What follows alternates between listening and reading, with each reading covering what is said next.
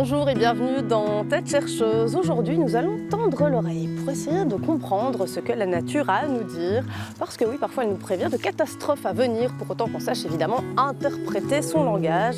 Et c'est ce que fait depuis des années Corentin Caudron, notre chercheur du jour. Écoutez, la nature est tentée d'interpréter ces signes. Il est volcanologue, alors ça avait tout son sens pour moi de le rencontrer ici, au Bois de la Cambre. Ah, le Bois de la Cambre, ces petits recoins arborés, à cette heure matinale, un véritable havre de paix. Je me balade et tente de capter les sons aux alentours, prendre le pouls du monde végétal. Direction la souche d'arbre à côté de l'étang. Marie? Corentin, bonjour, Bonjour. enchantée. Ça va? Très bien. Depuis tout à l'heure, j'essaye d'écouter les sons de la nature, j'entends pas grand-chose. Même Toi, pas les oiseaux?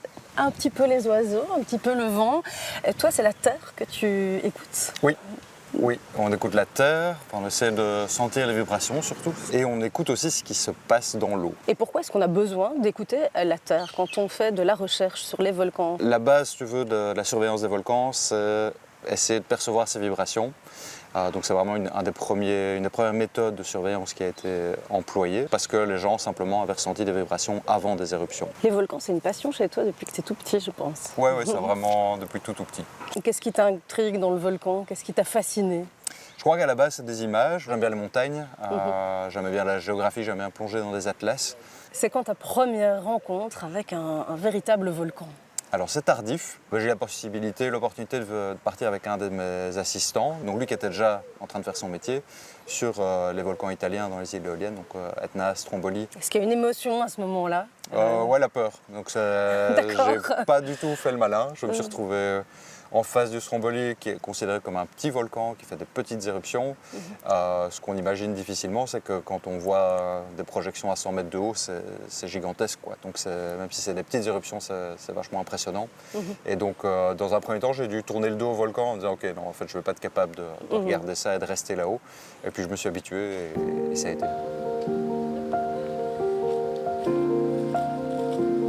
En dépassant sa peur initiale, Corentin a transformé ses appréhensions en motivation. Pour prévoir les événements et tragédies plutôt que de les craindre, en quelques années, il a escaladé de nombreux spécimens de volcans. Il faut être téméraire, même si les expéditions sont aujourd'hui beaucoup plus sûres. Italie, Indonésie, Islande, Nouvelle-Zélande, Guatemala. Aujourd'hui, s'il a installé son pied-à-terre à l'ULB, il voyage encore et part à la découverte de nouveaux terrains de recherche dont il parle avec une passion certaine. Mais revenons à la base, une éruption volcanique, Quesaco. Sous la terre se trouve du magma, de la roche fondue très chaude. Il contient aussi beaucoup de gaz, un peu comme dans une bouteille de soda secouée. Alors, quand la pression à l'intérieur est trop forte, le magma a la bougeotte. Il déborde ou il explose. En général, quelques jours avant, on sait ce qui va nous surprendre, car le sol gronde, vibre et provoque des ondes qui parcourent des kilomètres. Les éruptions de magma, en général, on les voit bien venir à l'avance parce que justement le magma va fracturer la roche. S'il fracture la roche, ça crée des vibrations qu'on voit très bien détecter. Et donc là, avec nos sismomètres, on fait du bon boulot en termes de surveillance. Et donc le sismomètre, c'est une technique qui est utilisée depuis pas mal de temps, mais toi tu utilises aussi d'autres techniques justement pour détecter ces vibrations, ces bruits sismiques. Ouais, on a eu envie de développer des nouvelles choses, des nouveaux outils de surveillance et nouvelles méthodes.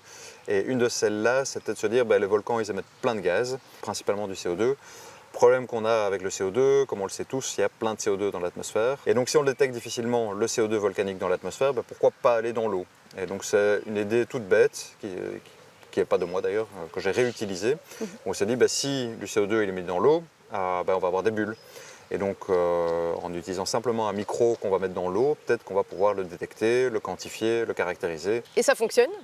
Mais oui, et on va te le montrer là tout de suite. Là, l'équipe a amené des instruments qu'on va essayer de déployer ici. Ok, super. Je te suis? Ouais, On y va. On y va. Corentin et son équipe ont déployé le matériel ici au Bois de la Cambre, matériel qu'ils utilisent sur les volcans. D'abord des sismomètres miniaturisés, une technologie utilisée depuis 15-20 ans. C'est tout petit et on peut en mettre beaucoup sur les volcans. Donc là, on en a, nous, 20 dans le labo, mais il y a des endroits où on peut en mettre 500. Et donc, ce qu'il va faire, c'est qu'il va enregistrer dans 3 directions. Okay. Donc, on va enregistrer les mouvements verticaux du sol et les mouvements horizontaux, nord-sud, est-ouest. Plus fort. Julien, qui travaille dans l'équipe de Corentin, frappe donc le sol de toutes ses forces, comme ils le font à proximité des volcans. Le but étant de réaliser une sorte d'échographie du sol. Les ondes partent de la masse qui frappe jusqu'au capteur, autrement dit ici le sismomètre. Elles traversent la Terre et révèlent sa nature. Y a-t-il de l'eau ? Seulement de la roche ? Sa vitesse, entre autres, nous indique ce qui se trouve en dessous de nos pieds. Deuxième technique que l'équipe souhaite me montrer, car ce sont eux qui l'ont développée, les hydrophones. Et non, dans les mains de Corentin, ce n'est pas une bouteille d'oxygène, c'est bien le micro qui va plonger.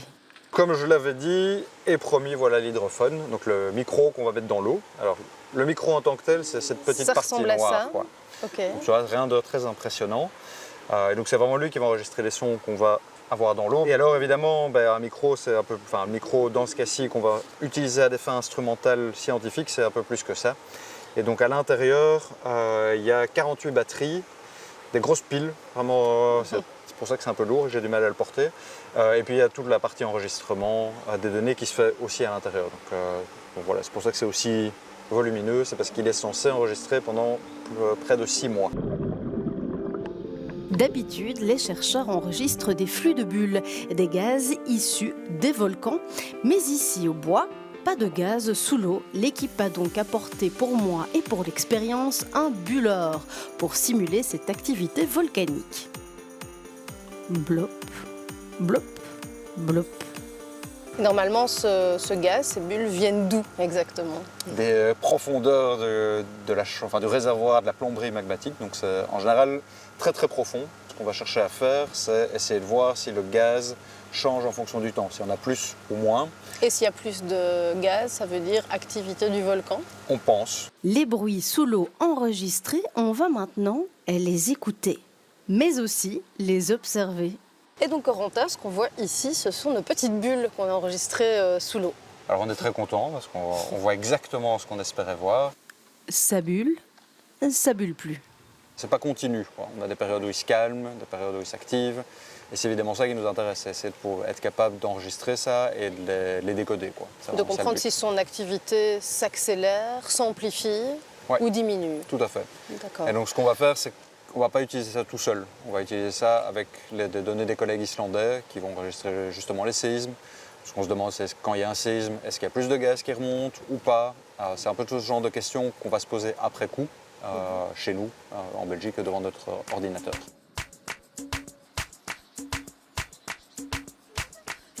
Direction donc les bureaux situés à Lusquare, aux anciennes casernes à Ixelles. Corentin me montre sur son ordinateur le graphique qui reproduit les informations récupérées par le sismomètre.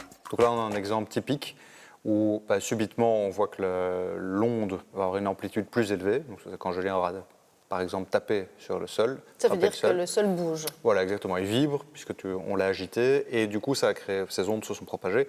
Et elles vont être porteuses de pas mal d'informations pour nous. On va pouvoir travailler avec différentes fréquences pour essayer d'aller de plus en plus profondément dans le volcan, ou en tout cas dans le bois de la Cambre, dans notre cas. Donc si par exemple on utilise des basses fréquences, elles vont pouvoir aller beaucoup plus profondément dans la croûte terrestre, alors que si on a haute fréquence, on voit des choses qui sont beaucoup plus proches de la surface, quoi.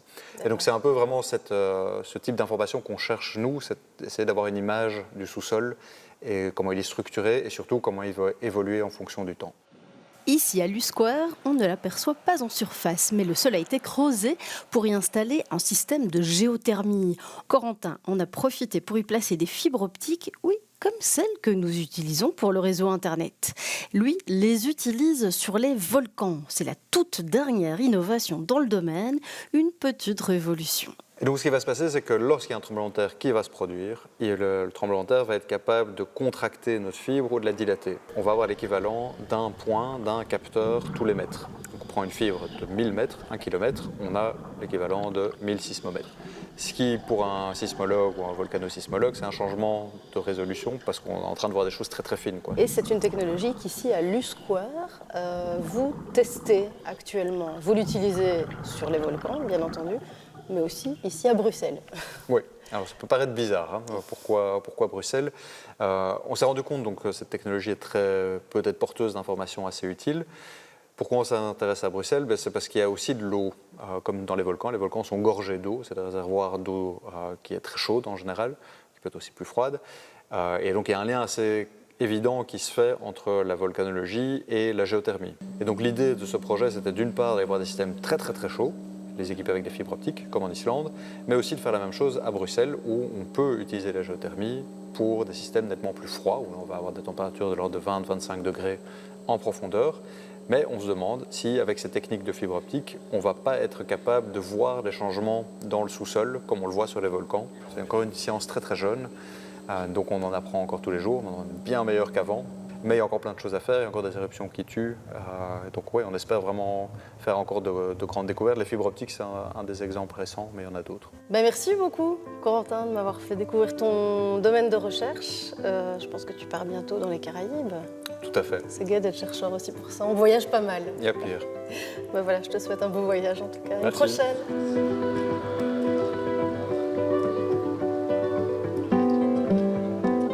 Et voilà, c'est déjà la fin de cette émission. Un vrai boulder, hein. Pas de volcan en Belgique, mais il y a pas mal de choses à voir. Allez, on est à la télé, on va se promener. Moi, je vous dis à tout bientôt pour rencontrer de nouvelles têtes chercheuses.